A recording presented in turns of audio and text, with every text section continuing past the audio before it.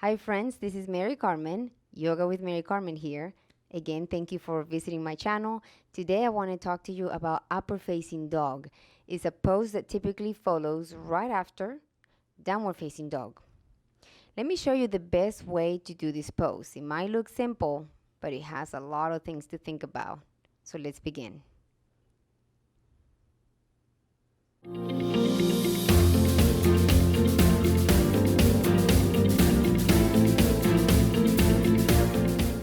We're going to begin this pose, upper facing dog, by laying down on our bellies, hands right under the shoulders, elbows literally rubbing up against your ribcage. The top of the feet is down, or they're down, and your inner thighs are touching if you can.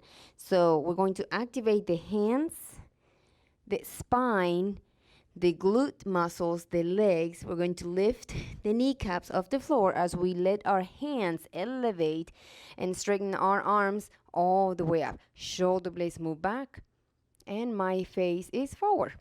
This is upper facing dog. Notice my knees are off the ground. They're not touching the floor. However, if this is too difficult for you, we're gonna get out of this just the same way with a lot of care.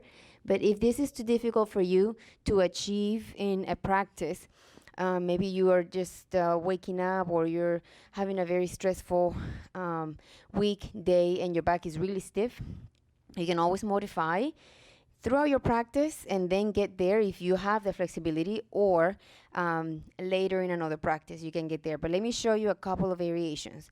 The first one, it's a more advanced one, and then I want to show you what you can do when you have those very stiff days. So the first one is when people have the flexibility to let the neck go all the way back. So again, hands under the shoulders, elbows in, touching the body, feet are firm or on the ground, top of the foot down, and elevate, shoulder blades move back. If you need to readjust your hands, you can always do that, but make sure that you have the strength to do this if it's necessary.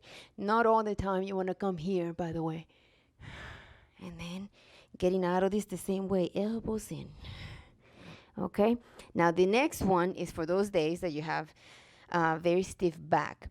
Oh, and by the way, never let that lower back to get all that weight. That's why it's important to activate the core muscles, the pelvic floor, the glutes, and even the arms, so that you're not putting all the weight on your lower back. So all the weight is distributed by all these other muscles that are helping you.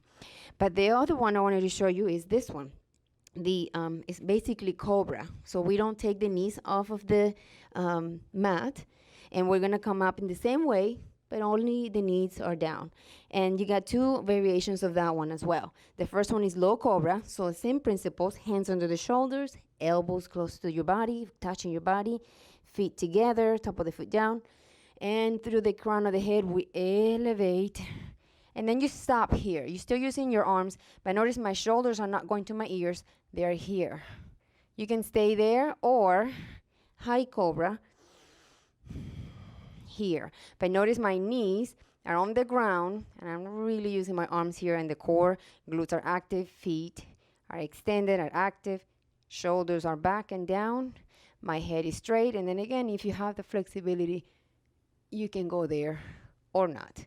Coming out of this pose is the same way, with control from the arms, the strength of your arms and the core and your legs. So let me show you what some people do when they come to this pose and they don't really know all of these tips. What happens is they come up here into this pose and they just feel so good. They're hanging here. The shoulders are up into the ears, and they look something like this. And that feels amazing, but that is not the right pose. You're really not doing anything. You're just literally hanging. So ears away from the shoulders. That's why I like to say rotate the shoulders back and down, and look forward. Crown of the head is pulling your energy up. I'm on my knees because I'm demonstrating. If I'm off my knees, it's the same principle. Okay? So you always want to avoid that. And that is, my friends, upper facing dog. You need to practice this pose because it's usually a transitional pose, and it's a very, very strong way to even get in and out of all of these other asanas. Thank you again for watching. I hope that you subscribe, and I'll see you again on the next one. Namaste.